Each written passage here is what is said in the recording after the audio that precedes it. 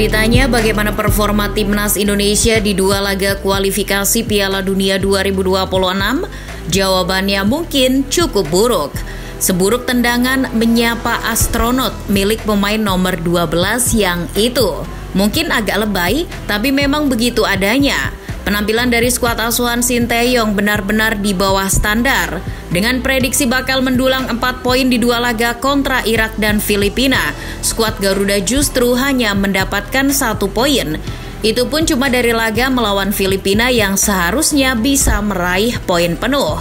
Meski menuai hasil buruk, kalian tak perlu risau. Perjalanan Indonesia menuju Piala Dunia 2026 masih panjang. Peluang Ricky Kambuaya CS masih terbuka lebar. Berikut adalah celah dan kesempatan yang harus dimanfaatkan dengan baik oleh timnas Indonesia. Setelah kekalahan atas Irak dan imbang melawan Filipina, Indonesia masih menyisakan 4 laga di putaran kedua kualifikasi Piala Dunia 2026 kali ini. Tergabung di grup F, Indonesia bahkan sama sekali belum bertemu wakil Asia Tenggara lainnya, yakni Vietnam. Jika tak ada kendala, laga tersebut akan diselenggarakan pada bulan Maret tahun 2024. Indonesia juga masih menyimpan pertandingan kandang melawan Irak dan Filipina di pertengahan tahun 2024 mendatang. Jadi, timnas Indonesia asuhan Sinteyong masih memiliki banyak kesempatan untuk mendulang poin. Apalagi pelaksanaannya masih lama. So, Indonesia seharusnya masih punya banyak waktu untuk mempersiapkan diri. Sebelum pasukan Garuda terbang ke Vietnam, masih ada waktu sekitar 4 bulan untuk berbenah. Tentu para penikmat timnas Indonesia sudah mual dan mulas apabila terus-terusan disuguhkan permainan acak kadut seperti yang dipertontonkan di dua laga terakhir. Coach Shin pasti paham kalau standar yang dipasang fans Indonesia cukup tinggi untuk itu. Indonesia terlihat kesulitan saat mendapatkan lawan yang memainkan skema high press. Itu terlihat jelas saat Indonesia begitu tertekan dan kerap salah tingkah saat menghadapi pressing tinggi dari Filipina. Komentator pada pertandingan itu bahkan menyebut 23 menit awal pemain Indonesia bak berada di neraka. Ya, 23 menit yang seperti menjadi neraka untuk pertahanan Indonesia. Kesalahan-kesalahan sepele harus segera dipangkas karena pertandingan itu pasti sudah ditonton oleh para calon lawan Indonesia. Jika menghadapi high press dari negara sekelas Filipina saja kerepotan, gimana mau menghadapi pasukan Nguyen? Sinteyong juga harus lebih tegas kepada pemain. Siapapun yang mainnya jelek, pantas untuk diberi efek jera.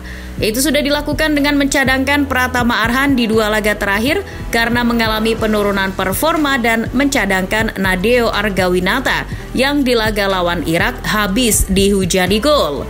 Hal seperti ini tak hanya terjadi pada pemain lokal saja, tapi acap kali terjadi pada pemain naturalisasi. Jordi Amat contohnya. Dalam dua laga kemarin, mantan pemain Swansea City ini melakukan 2 kesalahan mendasar yang berujung gawang Indonesia kebobolan.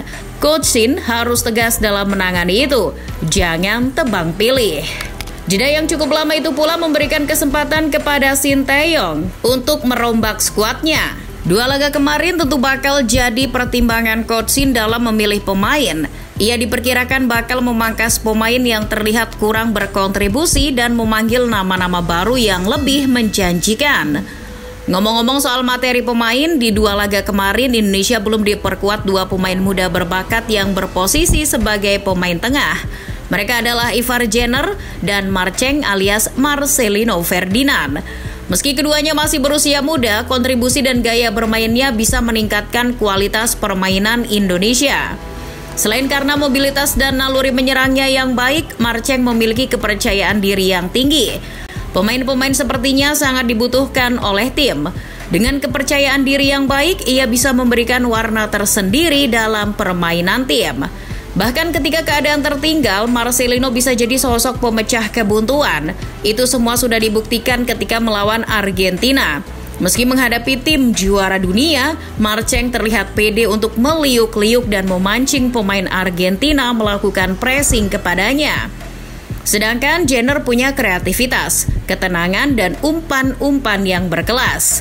Dalam 2 laga kemarin, pola dan variasi serangan Indonesia sangat minim. Seringnya terpusat pada pemain sayap. Nah, jika ada tambahan pemain kreatif di lini tengah, akan menambah variasi serangan dan meringankan beban tugas Ricky Kambuaya. Belum lagi Indonesia masih berupaya merampungkan proses naturalisasi dari beberapa pemain. Jika proses naturalisasi pemain-pemain macam Justin Hubner, Jai Itses dan Ragnar Oratmangun tak bisa rampung pada Maret mendatang, ketiganya masih bisa dipersiapkan untuk laga berikutnya melawan Irak pada Juni tahun depan. Meski masih lama, Indonesia harus fokus 100% pada laga lawan Vietnam. Jika laga melawan Nguyen FC ini berakhir sesuai harapan, Indonesia diperkirakan bisa bangkit dan mendulang poin di pertandingan-pertandingan berikutnya. Meski harus bermain tandang, Indonesia harus tetap yakin. Apalagi performa Vietnam di dua laga putaran kedua kualifikasi Piala Dunia 2026 tak begitu spesial. Vietnam baru mencetak 2 gol sama dengan Indonesia. The Golden Stars Warrior juga baru kalah dari Irak. Meski tak kalah telak, Vietnam yang bermain di kandang terlihat kesulitan dalam menerobos pertahanan Irak. Bahkan, menurut live score, Vietnam tak mampu melepaskan satu pun tembakan ke gawang Irak. Itu jauh lebih buruk dari skuad Garuda. Meski kalah 5-1, Indonesia setidaknya mampu menciptakan 2 peluang yang salah satunya menjadi gol. Keunggulan Vietnam adalah di sektor pertahanan. Irak saja sampai dibuat frustasi oleh pertahanan Vietnam dan baru bisa mencetak gol di menit 90+7. Maka dari itu, skuad asuhan Sinteyong yang harus bermain lebih sabar dalam membongkar pertahanan mereka jika ingin mencuri poin di kandang Vietnam nanti. Dengan kekalahan dari Irak kemarin, Vietnam berada di urutan kedua klasemen sementara grup F dengan mengoleksi 3 poin. Selisihnya tak begitu jauh bagi Indonesia yang baru mendapat 1 poin. Harapannya, Indonesia berhasil mendulang 3 poin di kandang Vietnam nanti. Jadi, mereka akan menggusur Vietnam di urutan kedua dengan perolehan 4 poin. Jika hanya 1 poin, ya selisihnya tetap sama. Jika laga melawan Vietnam berjalan sesuai harapan, Indonesia dipastikan kembali mendapatkan momentum untuk merangsek ke peringkat kedua. Apalagi Indonesia masih punya jatah untuk bermain di kandang. Tahu sendiri kalau main di kandang, skuad Garuda jadi makin sangar karena ada dukungan dari puluhan ribu penonton di stadion. Ketika bermain kandang melawan Irak, ini menjadi kesempatan buat Indonesia. Sinteyong pasti sudah membaca permainan Irak di pertemuan pertama. Jika evaluasi dan perbaikan dilakukan, Indonesia pasti akan bermain lebih cerdas. Bermain di kandang harus dimanfaatkan semaksimal mungkin oleh Indonesia untuk menguasai bola sejak menit awal. Tak muluk-muluk, hasil imbang di laga kandang kontra Irak dirasa sudah lebih dari cukup untuk Indonesia. Namun dengan satu catatan, skuad asuhan Sinteyong harus menyapu bersih 2 laga home lainnya melawan Filipina dan Vietnam.